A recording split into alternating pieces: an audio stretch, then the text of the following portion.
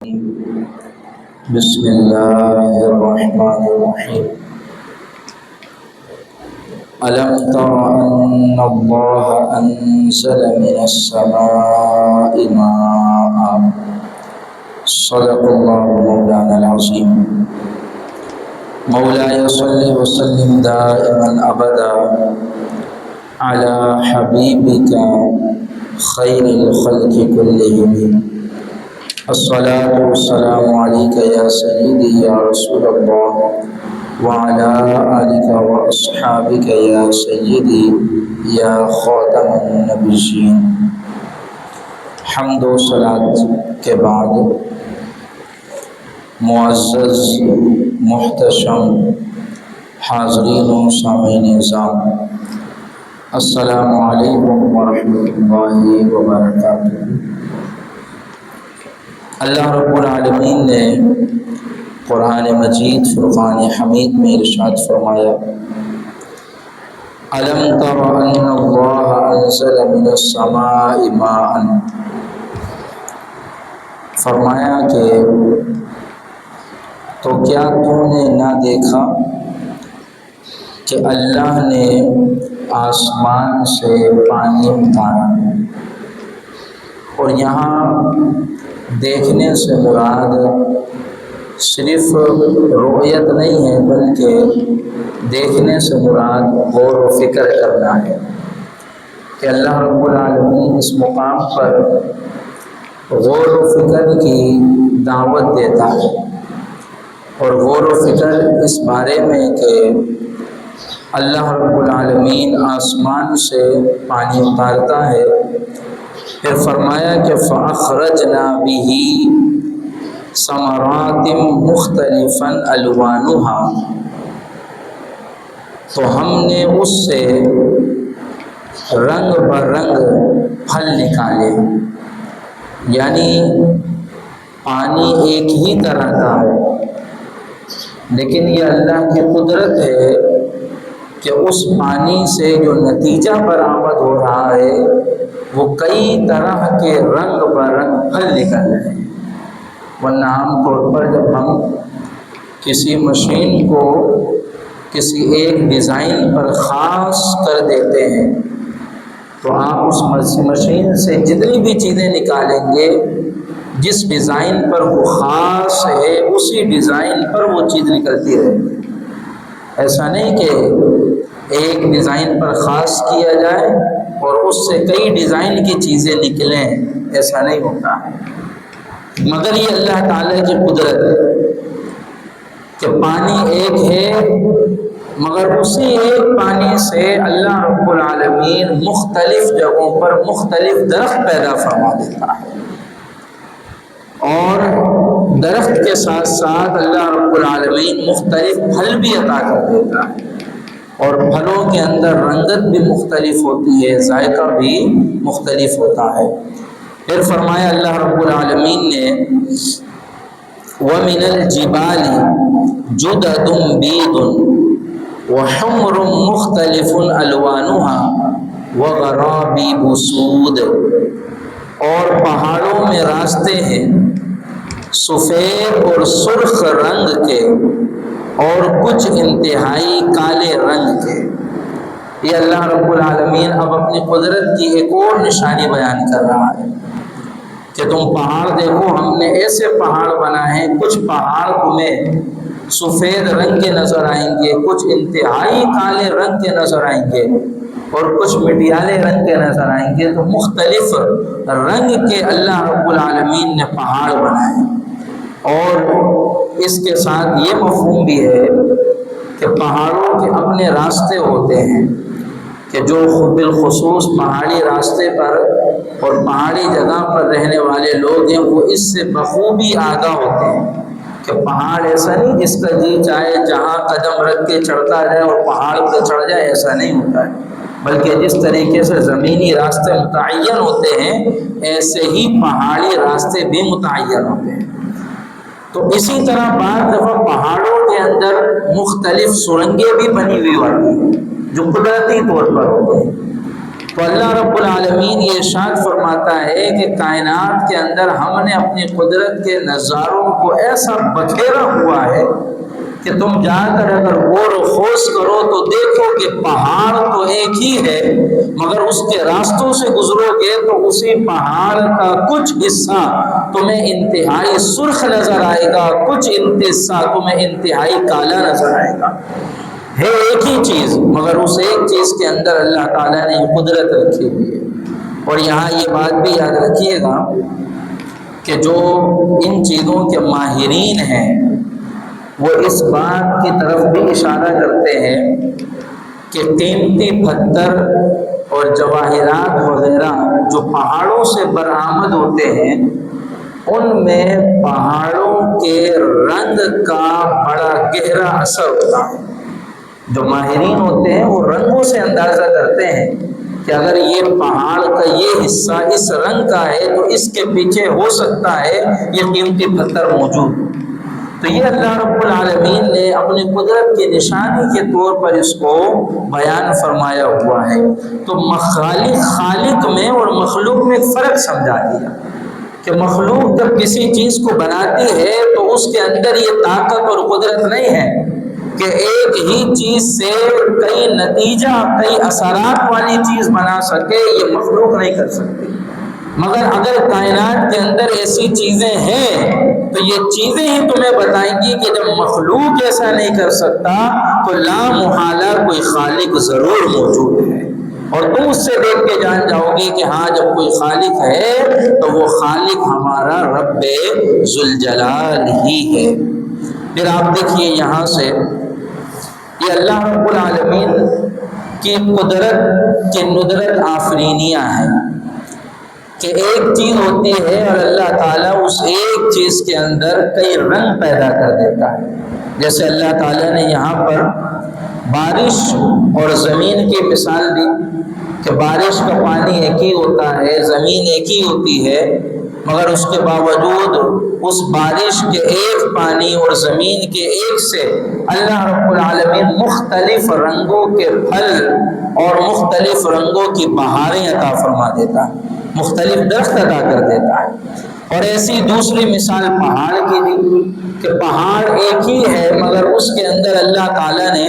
مختلف پتھر رکھ دیے ہیں، کوئی سیاہ رنگ کا ہے، کوئی سرخ رنگ کا ہے، کوئی سفید رنگ کا ہے۔ تو اللہ تعالیٰ کی قدرت کی یہ نشانی ہے کہ چیز ایک ہوتی ہے اور اللہ رب العالمین اس ایک چیز کو مختلف رنگ عطا فرما دیتا ہے۔ تو یہاں سے ہمیں یہ بات بھی سمجھ لینی چاہیے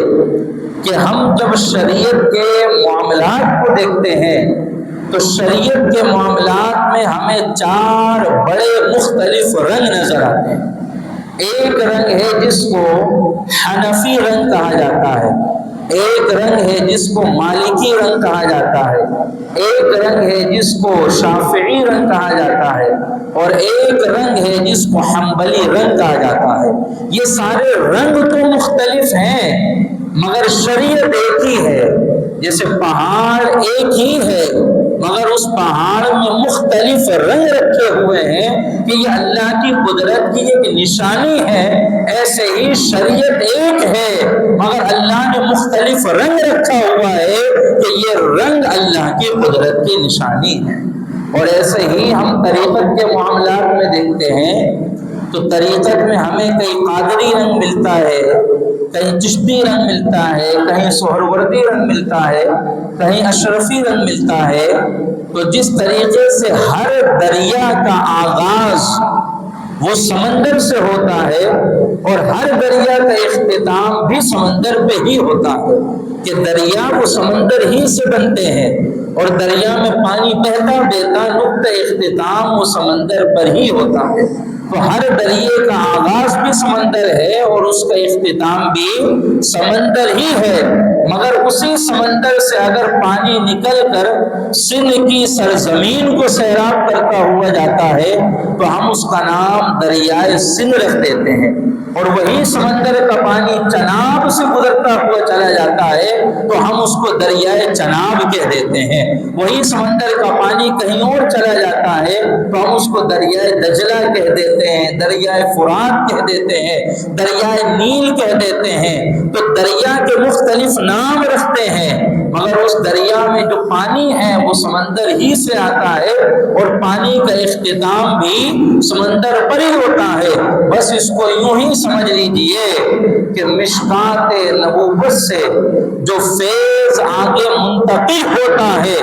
اگر وہ شہاب الدین سہروردی کے دل کو چیرتا ہوا آگے نکل جاتا ہے تو اس رنگ کو سہروردی رنگ کہہ دیا جاتا ہے، اور وہی فیضان اگر بہاؤالدین نقشبند کے سینے کو سیراب کرتا ہوا چلا جاتا ہے تو اس کو نقشبندی رنگ کہہ دیا جاتا ہے، اور وہی رنگ اگر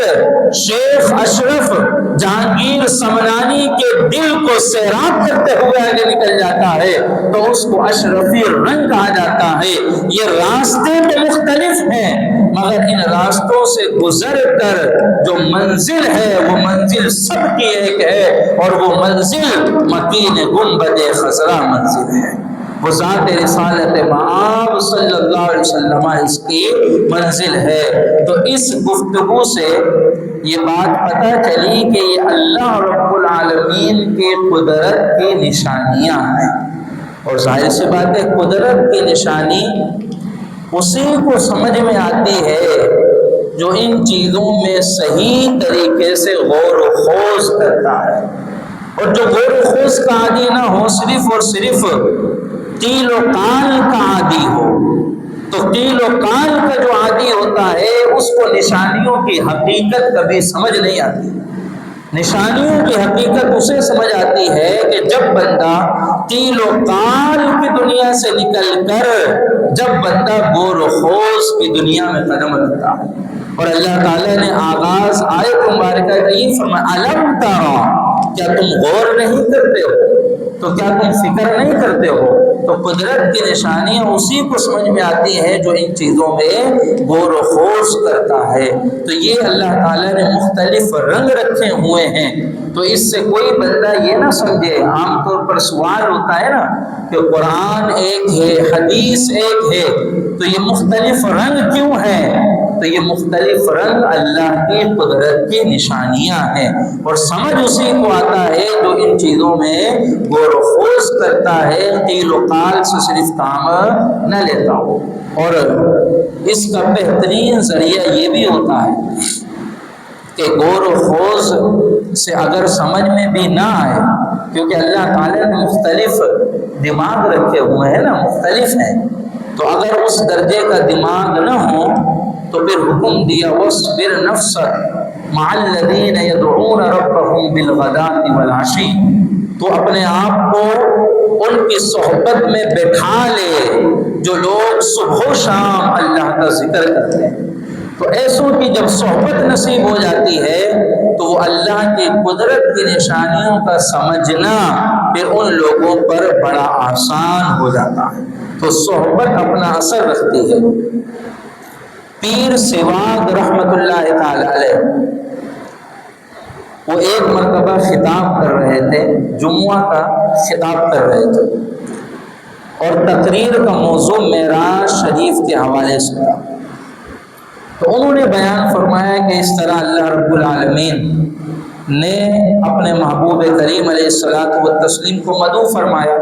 اور اللہ کے رسول صلی اللہ علیہ وسلم اس طریقے سے گئے جس طریقے سے بیان کیا جاتا ہے۔ تو کسی معترض نے اعتراض کیا کہ آسمان تو بسیط ہے، مرکب ہے ہی نہیں، جو چیز مرکب ہوتی ہے وہ تو کھل سکتی ہے، لیکن جو چیز بسیط ہو وہ تو نہیں کھل سکتی۔ تو فلاسفہ یہ کہتے ہیں کہ آسمان مرکب نہیں ہے، آسمان بسیط ہے، تو حضور علیہ الصلوۃ والتسلیم پھر آسمان کو چیر کے گئے کیسے؟ تو آپ نے بڑا سمجھایا کہ یہ ہے وہ ہے، چنی چنا، مگر معترض کا اعتراض اپنی ہی جگہ تھا۔ حضرت پیر سواگ رحمت اللہ تعالی علیہ ممبر سے اٹھے اور پیچھے دیوار تھی، آپ نے فرمایا لوگوں، آقا کریم علیہ الصلوۃ والتسلیم اسی طرح آسمان کو چیر کر گئے، چیر کر آئے، جیسے کہ دیکھو آپ نے اتنا کہا دیوار کو چیر کر پیچھے گئے، دیوار کو چیر کر واپس آ گئے، فرمایا ایسے میرے حضور ہے اور ایسے واپس آ گئے۔ سب کی آنکھیں کھلی رہ گئی کہ یہ کیا معاملہ ہو گیا. تو میں نے آپ سے عرض کیا ہے کہ بعض دفعہ قدرت کی نشانیاں سمجھ نہیں آتی تو اس کے لیے صحبت صالح کی ضرورت بنتی ہے کہ پھر وہ کچھ چیزوں کو واضح کر کے دکھا دیتا ہے، تو اس کو دکھانے کے بعد پھر بہت سی چیزیں واضح ہو جاتی ہیں. بہرحال تو یہ اللہ تعالیٰ نے اپنی قدرت کی نشانیاں بنائی ہوئی ہیں، بس ان کو صاحب عقل و خرد کو دعوت دیا کہ اس کو آ کے سمجھو. پھر آگے اللہ رب العالمین نے ارشاد فرمایا وَمِنَ النَّاسِ وَالدَّوَابِّ وَالْأَنْعَامِ مُخْتَلِفٌ أَلْوَانُهُ كَذَلِكَ، فرمایا اسی طریقے سے آدمیوں، جانوروں اور چوپایوں کے رنگوں کو بھی مختلف رکھا ہوا ہے. یہ اللہ تعالیٰ کی قدرت کی یہ بھی نشانی ہے. پھر فرمایا انما یخشی اللہ من عبادہ العلماء، فرمایا اللہ سے اس کے بندوں میں وہی ڈرتے ہیں جو علم والے ہیں. ان اللہ عزیز غفور، بے شک اللہ بخشنے والا اور عزت والا ہے. اب یہاں دیکھیے علم سے مراد علم دین ہے اور علماء سے مراد، جس طریقے سے میں نے ابھی آپ سے عرض کیا نا صحبت صالح، تو صحبت صالح اور علماء سے مراد کون لوگ ہوتے ہیں؟ مختصر لفظوں میں ان دو چیزوں کو سمجھیے گا کہ ایک شریعت کا علم رکھتا ہو، نمبر ایک شریعت کا علم رکھتا ہو، اور نمبر دو اپنے علم کے مطابق اس پر عمل کرتا ہو. یعنی شریعت کا عالم ہو اور شریعت کا پابند ہو. یہ دو چیزیں اگر کسی کے وجود میں دیکھو تو سمجھ جاؤ کہ اس دور کا یہ بہت بڑا ولی ہے کہ جو شریعت کا عالم ہو، کہ شریعت کے علم کو وہ جانتا ہو، اور دوسرا شریعت کا پابند ہو کہ سختی سے اس پر عمل بھی کرتا ہو. بس سمجھ جائے کہ یہ بندہ اس وقت کا بہت بڑا ولی ہے. اس کے لیے آپ کو اس کا منتظر نہیں ہونا کہ دیکھیں تو صحیح کہ کوئی کرامت بھی ہے کہ کوئی کرامت نہیں ہے، ذرا دیکھیں تو صحیح ہوا میں اڑ پا رہے ہیں کہ ہوا میں نہیں اڑ پا رہے ہیں، چٹکی بجا کر اس پانی کو سرکے میں تبدیل کر پا رہے ہیں کہ نہیں تبدیل کر پا رہے ہیں. یہ حضرت پیر سیوات کی طرح ذرا دیکھیں تو صحیح کہ دیوار کو چیر کر جا پا رہے ہیں کہ دیوار کو چیر کر نہیں جا پا رہے ہیں. تو ان سب چیزوں پر ولایت کو رکھا بھی نہیں گیا ہے، یہ بھی یاد رکھیے گا. ان سب چیزوں پر ولایت کو رکھا بھی نہیں گیا. یعنی نبی سے کوئی خلاف عادت کام انجام پا جائے تو اسے معجزہ کہتے ہیں، ولی سے ہو جائے تو اسے کرامت کہتے ہیں. اب اگلا جملہ سنیے، اگر غیر مسلم سے ہو جائے تو اسے استدراج کہتے ہیں. اب آپ اندازہ کیجئے غیر عادات امور مسلمان کے علاوہ سے بھی ہو جاتے ہیں، جبھی تو ان کو استدراج کہا جاتا ہے. تو اگر ان چیزوں پر ولایت کا بنیاد رکھی جائے تو جناب ان چیزوں پر تو مسلمان ہونے کی بنیاد نہیں رکھی گئی ہے، ولایت کی بنیاد کیا رکھی. اسی لیے علامہ قاضی ثناء اللہ پانی پتی رحمۃ اللہ تعالی علیہ نے تفسیر مظہری کے اندر وضاحت کرتے ہوئے لکھا ہے، فرمایا کہ الکرامۃ للاولیاء مثل الحیض، فرماتے ہیں کہ اولیاء کے لیے کرامت یہ حیض کے خون کی طرح ہے کہ جس طریقے سے عورت اپنے اس خون کو چھپاتی ہے اسی طریقے سے اولیاء اللہ اپنی اس چیز کو چھپاتے ہیں. تو ان چیزوں پر میں نے آپ سے عرض کیا نا کہ اس کے لیے تو مسلمان ہونا ضروری نہیں چاہیے کہ ہم یہ سمجھے کہ اس کے لیے ولی ہونا ضروری ہے. تو یہ اللہ تعالیٰ کی قدرت ہے کہ اللہ تعالیٰ کس کو کیا چیز دے دیں. اور سب سے یہ تمام اللہ کے ولیوں کا یہ ایک متفقہ فیصلہ ہے، متفقہ فیصلہ. وہ کہتے ہیں الاستقامت فوق الکرامتی، کہ استقامت کا درجہ یہ کرامت سے بڑھ کر ہے. استقامت کا درجہ یہ کرامت سے بڑھ کر ہے. اصل استقامت ہے کہ دیکھیں کہ استقامت کے ساتھ کون بندہ شریعت کا پابند ہے اور شریعت کے علم کے مطابق عمل کر رہا ہے، تو بس سمجھ جائیں کہ وہی ہے اور اس کی صحبت کو پھر اختیار کریں. آگے اللہ رب العالمین نے ارشاد فرمایا ان الذین یتلون کتاب اللہ وَأَقَامُوا الصَّلَاةَ وَأَنفَقُوا مِمَّا رَزَقْنَاهُمْ سِرًّا وَعَلَانِيَةً يَرْجُونَ تِجَارَةً لَن تَبُورَ۔ اب اس کی بھی مزید وضاحت کر دیا کہ یہ کون لوگ مراد ہوتے ہیں جن کو علماء کہتے ہیں، اور عام مومنین کو کرنا کیا چاہیے اس کی بھی وضاحت کر دیا۔ فرمایا بے شک وہ لوگ جو اللہ کی کتاب پڑھتے ہیں، یتلون کتاب اللہ کی کتاب کا تلاوت کرتے ہیں۔ تو یہاں سے علماء نے لکھا ہے کہ بغیر غور و فکر کے، بغیر سمجھے اللہ تعالیٰ کی کتاب کی تلاوت کرنا یہ بھی بہت اعلیٰ درجے کا کام ہے، بہت اعلیٰ درجے کا کام ہے کہ جس کو قرآن سمجھ میں بھی نہیں آ رہا اور غور و فکر بھی نہیں کر پا رہا لیکن کیا تلاوت کر رہا ہے، تو یہ بھی بہت اعلیٰ درجے کا کام ہے۔ آپ دیکھیں نا ہمارے یہاں تو ایک طریقے سے پوری کھیپ ایسی پھینک دی گئی کہ جس کھیپ کا نتیجہ یہ نکلا کہ تلاوت قرآن سے ہمارے کتنے لوگ محروم ہو گئے بیچارے۔ ہمیں یاد ہے چھوٹے چھوٹے ہم رہا ہوتے تھے تو والد صاحب وغیرہ وہ اٹھایا کرتے تھے، اور ہم نے بڑوں سے سنا بھی ہے کہ بعض گھروں میں مائیں تو ایسی ہوتی تھی جب تک تلاوت قرآن نہیں ہو جاتی تھا ناشتہ وغیرہ بھی نہیں دیتی تھی، یعنی کہ پابند کرتے تھے کہ قرآن کی تلاوت کرنی ہے، لازمی کرنی ہے۔ اور پھر کیا ہوا، مارکیٹ میں ایسے لوگ آ گئے جن کو سکھا دیا گیا، انہوں نے کہا بھائی قرآن کو سمجھنے کے لیے ہے، غور و خوض کرنے کے لیے ہے، اور اس پر مثالیں دینے لگتا ہے کہ بھائی جیسے میں اگر تمہیں چائنیز زبان میں کوئی میسج بھیجوں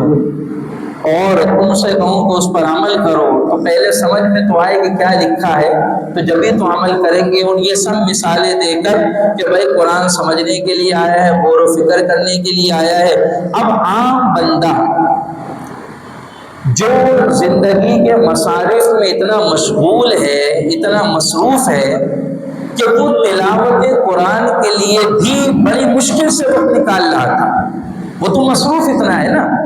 اس کو زندگی کے اور معاملات بھی تو دیکھنے، تو وہ تو تلاوت قرآن کے لیے ہی اتنی مشکل سے وقت نکال رہا تھا۔ اب اس کے دماغ میں گھسڑ دیا کہ بھائی تلاوت قرآن کا تو کوئی فائدہ نہیں ہے، لہذا تمہیں سمجھ کر پڑھنا۔ اس نے کہا چلو جناب آپ سمجھ کر پڑھو۔ اب اس کے پاس سمجھنے کے لیے وقت ہی نہیں ہے، کیونکہ سمجھنے کے لیے تو وقت درکار ہے، پڑھنے کے لیے تو وقت درکار ہے، وہ کیسے سمجھے گا جب وقت نہیں دے گا؟ تو اب اس کو کیا ہوا، اس نے کہا ہاں میں سمجھ کر پڑھوں گا، لہذا تلاوت کو چھوڑ دیا۔ نتیجہ یہ نکلا کہ تلاوت بھی ہاتھ سے چلی گئی اور سمجھنے تو ویسے ہی وقت نہیں ہے اس کے پاس۔ تو اب کیا ہوا، اب شیطان کے وسوسے میں بس راضی ہیں کہ جناب بس وقت مل جائے نا، دیکھو میں ایسا قرآن سمجھوں گا، بس وقت مل جائے نا مجھے، بس وقت مل جائے، اور بس وقت مل جائے، بس وقت مل جائے، کہتے کہتے زندگی کی دوڑ آگے گزر رہی ہے، اور وہ وقت نہیں ملے گا۔ وہ وقت کب ملے گا؟ جب حضرت اسرائیل آئیں گے، روح قفس منصری سے پرواز کر جائے گی، اب وقت ملے گا کہ اب تم فارغ ہو گئے، ورنہ آپ مجھے بتائیں نا کب وقت ملے گا؟ مرد کی زندگی تو ویسے ہی مصروف ترین زندگی ہوتی ہے۔ ایک کتاب ہے اس کا نام ہے شفا شریف، شفا شریف، اس کے لکھنے والے قاضی ایاز مالکی رحمۃ اللہ تعالی علیہ۔ میں اس کا مطالعہ کر رہا تھا تو انہوں نے مقدمہ کے اندر بڑی شاندار بات لکھی ہے، اور شفا شریف یہ حضور علیہ الصلوۃ والتسلیم کی بارگاہ میں مقبول ترین کتاب ہے، یہ حضور کی بارگاہ میں مقبول ترین کتاب ہے۔ اور علماء نے لکھا ہے کہ جس گھر کے اندر شفا شریف کتاب موجود ہوگی، اس کتاب کی برکت سے اللہ رب العالمین اس گھر کو جلنے سے محفوظ رکھتا ہے، یہ اس کتاب کی برکت ہے، اور حضور کی بارگاہ میں مقبول ترین کتاب ہے۔ تو میں اس کا مطالعہ کر رہا تھا تو انہوں نے مقدمے میں قاضی ایاز مالکی رحمۃ اللہ تعالی نے لکھا، فرماتے ہیں کہ مجھ سے دوستوں نے کہا کہ تم اس موضوع پر کتاب لکھو، پھر فرماتے میں اپنے مصارف کی وجہ سے ٹالتا رہا، مشغولیت کی وجہ سے اس بات کو ٹالتا رہا۔ فرماتے پھر مجھے یہ بات سمجھ میں آ گئی کہ میری جو مصارف اور مشاغل ہیں، اگر میں فراغت کا منتظر رہوں گا تو کبھی فارغ نہیں ہو سکتا ہوں، لہذا مجھے اپنے مصارف میں ہی اس چیز کو ایڈجسٹ کرتے ہوئے کتاب تحریر کرنی پڑے گی۔ جب یہ بات میں سمجھ گیا تو میں نے اللہ سے استعانت طلب کرتے ہوئے اس کام کا آغاز کیا، اور اللہ کا شکر ادا کرتا ہوں کہ اللہ تعالیٰ نے اس کا اختتام بھی کروا دیا۔ تو مرد کی جو زندگی ہوتی ہے وہ صرف اور صرف موت کے وقت ہی پھر ایسا ہوتا ہے بھائی اب آپ فارغ ہو گئے، اب آپ کو کوئی کام نہیں ہے، ورنہ آپ دیکھیں مصروفیت ہوتی ہے، اور آپ بالخصوص اس وقت جو مہنگائی کا بھوت سوار ہے اور دیگر معاملات سوار ہیں، گھروں کی اپنی مشکلات ہیں، فیملیز کے اپنے معاملات ہیں، تو ان معاملات کے اندر تو اور کوئی بندہ اس کا منتظر اگر بیٹھا ہوا ہے کہ جناب رک جاؤ، میں ابھی صحیح سے وقت نکل جائے گا تو میں پڑھوں گا، پھر یہ کروں گا، پھر وہ کروں گا، وہ جناب وہ بس اس کی زندگی گئی، وہ نہیں کر سکتا۔ اسی لیے میں جب لوگوں سے بات کرتا ہوں میں ان سے کہتا ہوں کہ بھائی آپ صحبت ہی کی نیت سے کم از کم درس قرآن میں آ جائیں، کیونکہ بہت سی چیزیں ایسی ہوتی ہیں ہم مطالعہ کرنے کا وقت نہیں نکال پاتے،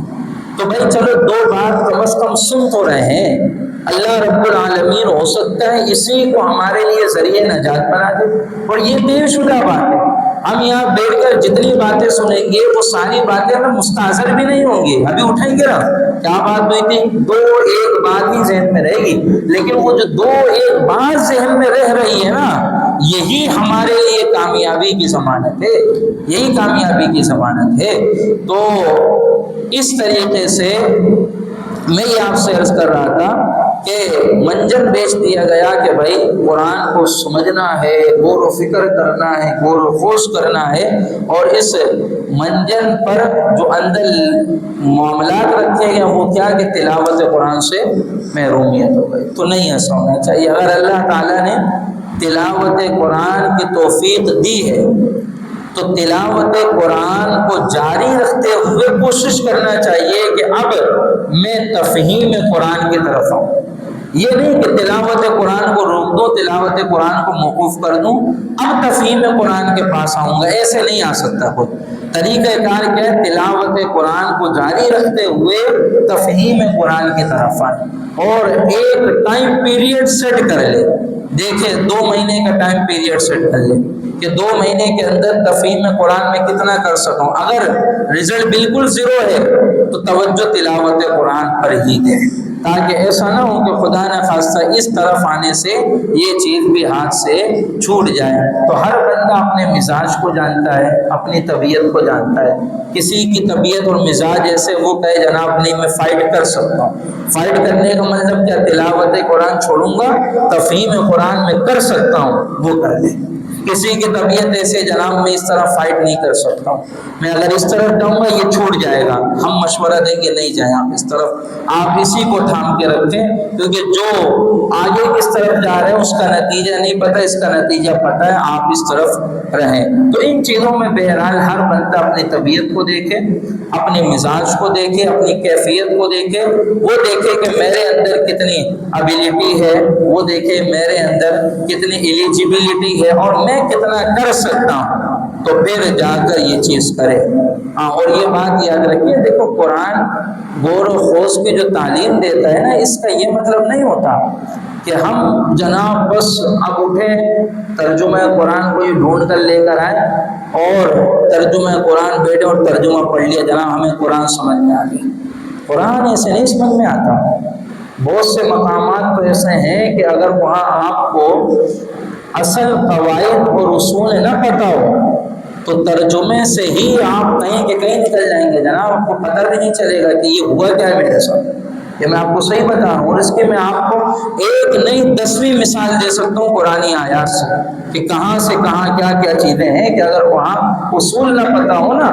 اور قواعد اور ضوابط نہ پتہ ہو تو اس جگہ پر بندہ کہیں کا کہیں نکل جاتا ہے۔ حضرت علی بن مرتضیٰ رضی اللہ تعالیٰ عنہ کے زمانے میں ایک شخص تھا، وہ درس قرآن دے رہا تھا۔ حضرت علی بن مرتضیٰ رضی اللہ تعالیٰ عنہ اس مقام پر تشریف لے کر آپ نے درس قرآن دینے والے سے ارشاد فرمایا کہ تمہیں ناسخ اور منسوخ کا علم ہے؟ اب یہ لفظ میں آپ سرچ کرو، ناسخ اور منسوخ، یہ اصول ہے، یہ پورا قاعدہ ہے، پورا ایک چیپٹر ہے ناسخ اور منسوخ کا۔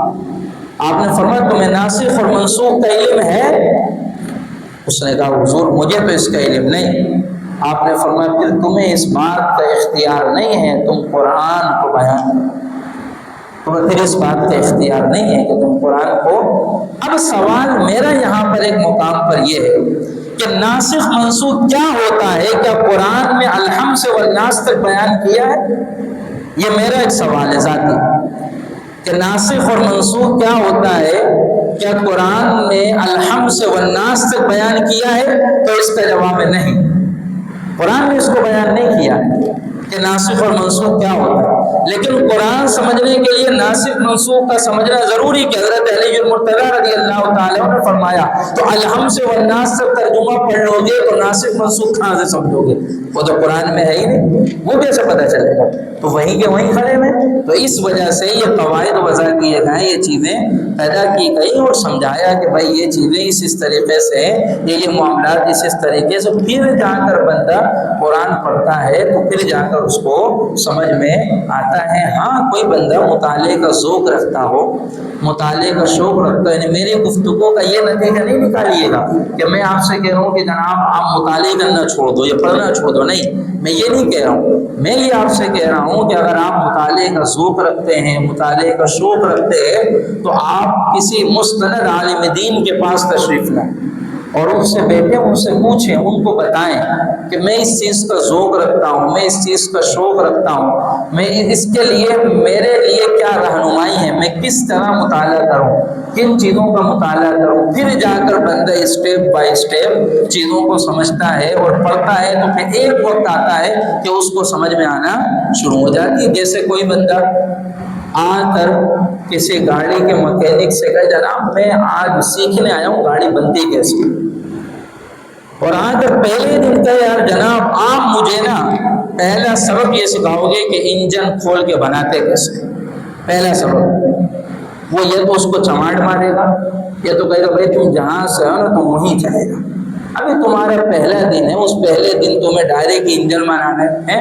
پہلے اس کو سمجھا گا بیٹا دیکھو یہ پانا ہوتا ہے، یہ اسکرو ہوتا ہے، یہ ڈرائیور ہوتا ہے، اس کے اندر یہ اتنے نمبر کا ہوتا ہے، وہ اتنے نمبر کا ہوتا ہے۔ 2 مہینہ تو اسی میں لگاتا ہے کہ بیٹا جاؤ اور فلاں نمبر کا پانا لے کر آؤ، وہ سالہ 36 کے وجہ 38 اٹھا لاتا ہے، پھر اس کو ڈانٹتا ہے، پھر ایک وقت آتا ہے اس کو پتہ چل جاتا ہے بھائی کون سے اوزار ہیں، کیسے کیا ہے کیسے، پھر چھوٹی چھوٹی چیزیں دیتا ہے، چلو بھائی یہ چیز کھول دو بھائی، کھول کے سائڈ میں کر دو، آگے میں دیکھوں گا کیسے بنانا ہے، اسٹیپ بائی اسٹیپ ہوتا ہے۔ ایسے ہی قرآن اور حدیث کا علم، کوئی بندہ آتے ہی ساتھ پہلے دن بول دے جناب یہ قرآن سمجھوں گا، میاں ابھی تمہیں الحمد کا الف لام بھی نہیں پتہ ہے، الحمد کا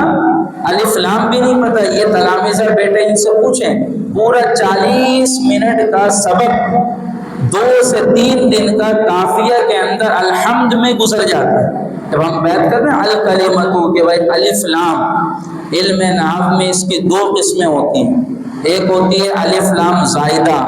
ایک ہوتی ہے الف لام غیر زائدہ۔ پھر الف لام غیر زائدہ جو ہوتی ہے اس کی 4 قسمیں بنتی ہیں، ایک کو کہتے ہیں جنسی، ایک کو کہتے ہیں استغراقی، ایک کو کہتے ہیں عہد ذہنی اور ایک کو کہتے ہیں عہد خارجی۔ اگر یہاں جنسی مراد ہے تو اس کا یہ ترجمہ ہوگا، استغراقی ہے تو یہ ترجمہ ہوگا، عہد ذہنی ہے تو یہ ترجمہ ہوگا، عہد خارجی ہے تو یہ ترجمہ ہوگا۔ پھر الحمد میں جو حمد ہے یہ مصدر ہے،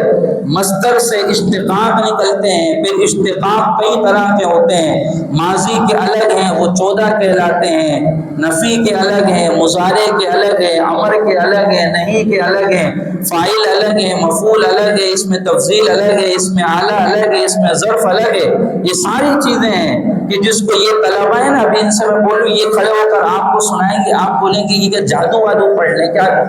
یعنی آپ لفظ حمد کو صرف ماضی پر آپ گھمائیں نا، یہ 14 صیغے بنتے، حمیدہ حمیدہ حمیدو حمیدت حمیدتا حمیدنا، حمیدتا حمیدتما حمیدتم حمیدتی حمیدتما حمیدتن حمیدتو حمیدنا، یہ 14 صیغے، یعنی اگر میں سب کی وضاحت کر اس میں حمیدہ کو سناؤ نا تقریباً ہمارا آدھی گھنٹہ نکل جائے گا، کہ اگر میں ادھر سے آپ کو اس میں تفضیل تک لے کر جاؤں اور اس کے بعد جو صرف صغیر کی چیزیں گھماؤں دیگر ابواب سے، تو آپ اندازہ کیجئے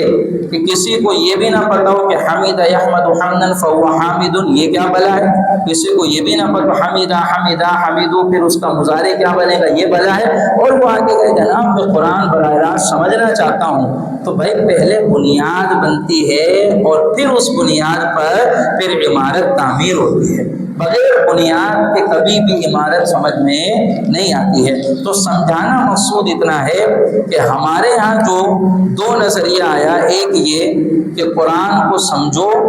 اور اس نظریے پر تلاوت قرآن سے محروم کر دیا گیا، یہ بھی غلط ہے، اور دوسری بات یہ کہ جو یہ آ گیا کہ جناب قرآن تو اللہ تعالیٰ غور و فکر کی دعوت دیتا ہے، جناب ہمیں براہ راست قرآن سمجھنا چاہیے، ہمیں کیا ضرورت پڑی ہے علماء کی، کیا ضرورت پڑی ہے مفتیان اعظام کی، کیا ضرورت پڑی ہے اہل علم سے، جناب انہوں نے تو اس کلچر کو پروفیشنل کلچر بنا دیا ہے، یہ ان کا پروفیشن ہو چکا ہے، ہمیں کیا ضرورت پڑی ہے کہ ہم ان کے پروفیشن کو فروغ دیں، یہ کریں وہ کریں، جناب ہمیں قرآن خود سمجھنا چاہیے، قرآن کی تعلیم حاصل کچھ کرنا چاہیے۔ یہ باتیں اچھی بہت لگتی ہیں،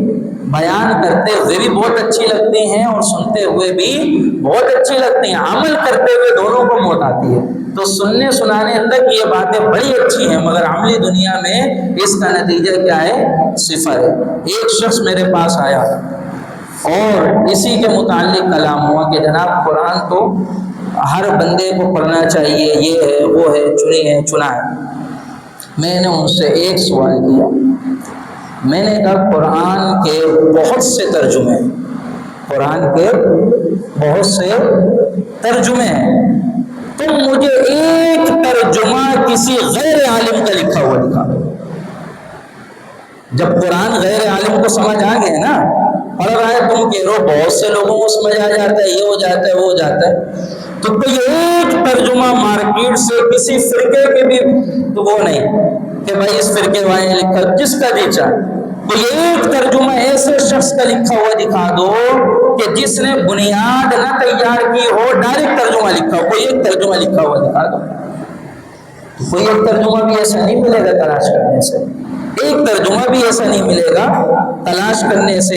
کہ اس نے بیٹھ کر قرآن کا ترجمہ لکھا ہو کہ جس نے اپنی بنیاد تیار ہی نہیں کی۔ ہمیشہ وہی ترجمہ لکھنے بیٹھے گا جس کے پیچھے بنیاد ہے۔ تو ترجمہ جب غیر عالم کا لکھا ہوا نہیں ہے تو اس ترجمے سے کوئی غیر عالم کیسے بن جائے گا؟ تو نہیں بن سکتا اس چیز کو۔ اگر کوئی بندہ سمجھتا ہے تو ہم آج بھی کہتے ہیں ہمیں لاکے دکھا دو، کتنے ایسے لوگ ترجمہ کیا ہوا ہے لیکن اس کے پیچھے ان کی بنیاد کچھ نہ کچھ ضرور بنی ہوئی ہے، اس بنیاد کے نتیجے میں ہی انہوں نے ترجمہ کیا ہوا ہے۔ تو بغیر بنیاد کی یہ چیزیں سمجھ میں نہیں آتی ہیں، اور کوئی بندہ ایسے پھر مارکیٹ کے اندر ان ہو جاتا ہے تو پھر اس کا نتیجہ پھر ایسا ہی ہوتا ہے جیسے جہلم کے اندر بیٹھنے والے شخص کا ہے کہ بس صرف اور صرف گمراہیاں پھیلانی ہیں، نہ تو اس کا کوئی بنیاد ہے نہ اس کے کوئی حقیقت ہے۔ تو اللہ رب العالمین ہم تمام لوگوں پر اپنا فضل فرمائے، اپنا کرم فرمائے۔ یہاں بیٹھنے کا مقصد واعظ و نصیحت ہی ہوتی ہے، اور آپ احباب اس گفتگو کے اندر کوئی سوال پیدا ہو، کچھ چیزیں پیدا ہو تو اس میں آپ بالکل مجبور محض نہیں ہیں، آپ اس سوال کو کر بھی سکتے ہیں، بہتر سمجھتے ہیں تو درس کے اختتام پہ کر لیں، یا اس کا دوسرا طریقہ یہ کہ جا کے اور اس چیز کے متعلق غور و فکر کر لیں اور اس سوال کو تحریری صورت میں آپ لکھ دیں اور وہ تحریر آپ مجھ تک پہنچا دیں، تو اگلے جمعہ کو ہم اس سوال کے تناظر میں جو جواب ہوگا وہ آپ تک اس کو پہنچا دیا جائے گا۔ تو اس طریقے سے سیکھنے سکھانے کا ایک پورا ماحول بن جاتا ہے۔ اللہ رب العالمین ہم تمام لوگوں پر اپنا فضل فرمائے، اپنا کرم فرمائے۔ الحمدللہ رب